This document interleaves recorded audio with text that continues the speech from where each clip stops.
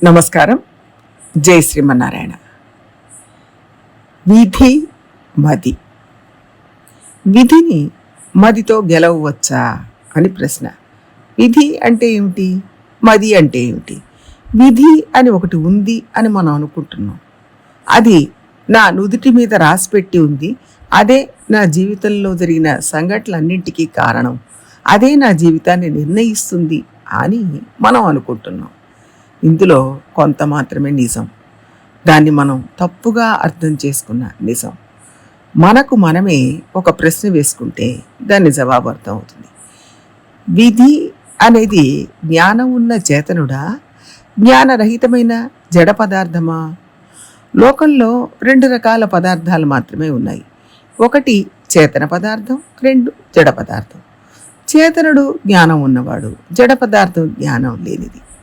ఒకవేళ విధిని జ్ఞానవంతుడు అనుకుంటే అది ఎవరు?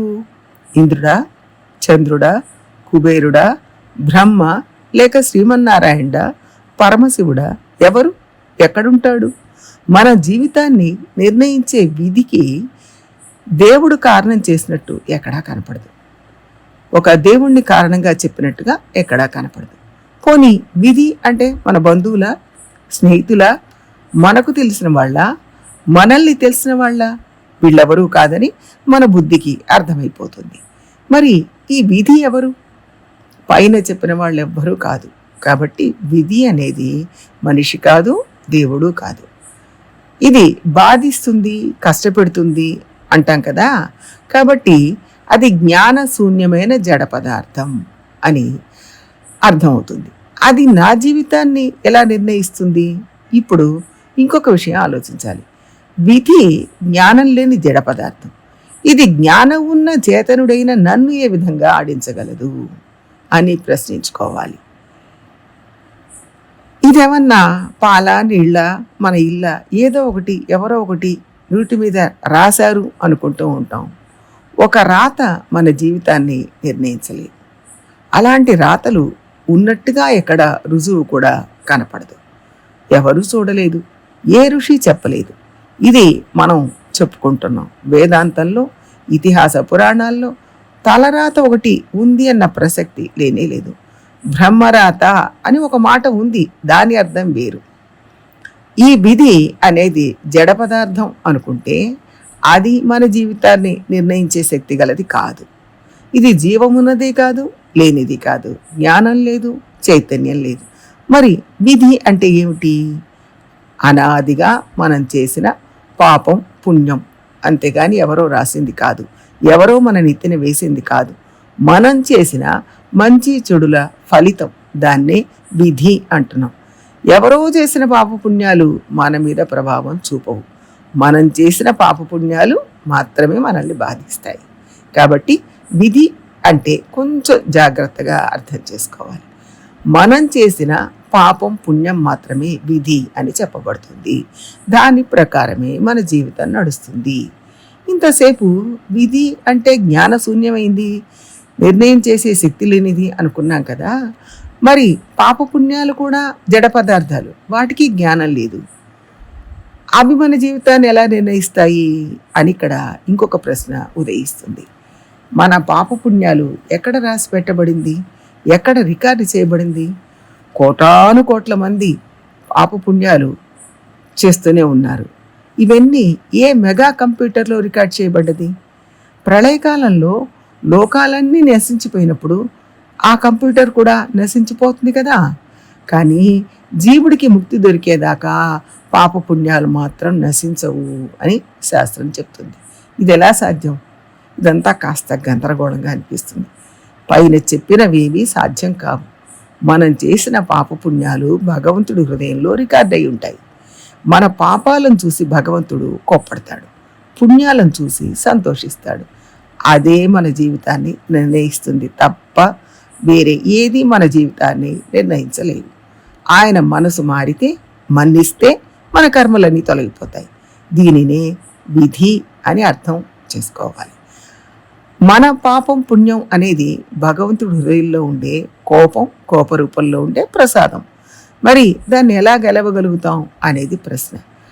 మదితో విధిని గెలవవచ్చు అంటే అర్థం ఏమిటి? అది ఎలా సాధ్యం? భగవంతుడు ఎంతో పెద్దవాడు. ఆయన హృదయాన్ని గెలవడం అంత సులభమైన విషయం కాదు. అది మన వల్ల అవుతుందా? మనకంత జ్ఞానం ఉందా? శక్తి ఉందా? మరి విధిని మదితో గెలవవచ్చు అని ఎలా చెప్పగలరు అంటే దానికో పద్ధతి ఉంది. మది అనే మాటకు 2 అర్థాలు ఉన్నాయి. మొదటిది మది అంటే బుద్ధి.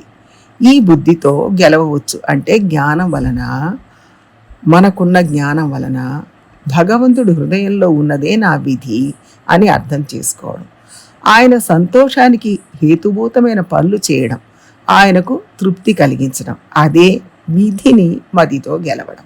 ఒకసారి ఆయన శ్రీపాదాలు పట్టుకున్నామంటే భగవంతుడు అహంత్వా సర్వపాపేభ్యో మోక్షయిష్యామి మా శుచః అని అన్నాడు కదా. అలా మన విధి రూపంలో ఉన్న పాపపుణ్యాలన్నింటినీ తొలగదోస్తాడు. ఆ రకంగా మది అంటే మన బుద్ధితో విధిని గెలవవచ్చు. మన నుంచి కర్మల్ని వదిలించడం ఆయనకే సాధ్యం తప్ప ఇంకెవరికీ సాధ్యం కాదు. అది ఆయనే చేయగలడు అని అర్థం చేసుకోవడమే మన మదితో మనం చేయవలసిన పని. మన జ్ఞానంతో మన దోషాన్ని తొలగించడం సాధ్యం కాదు. ఆయన హృదయంలో రికార్డ్ అయి ఉన్నాయి, వాటిని పోగొట్టమని ప్రార్థించాలి. మది అంటే ఆయన కరుణ, కృప. దాని వలన విధిని గెలవవచ్చు. అంటే ఈ కర్మలన్నీ గెలవడానికి భగవంతుడి కృపయే హేతు. భగవంతుడి పరిపూర్ణ కృప లేకుండా మనం ప్రయత్నం చేయడం వల్ల సాధ్యం అయ్యేది కాదు. మన విధిని మన మదితో గెలవలేము. మన విధిని భగవంతుడి మదితో గెలవగలము.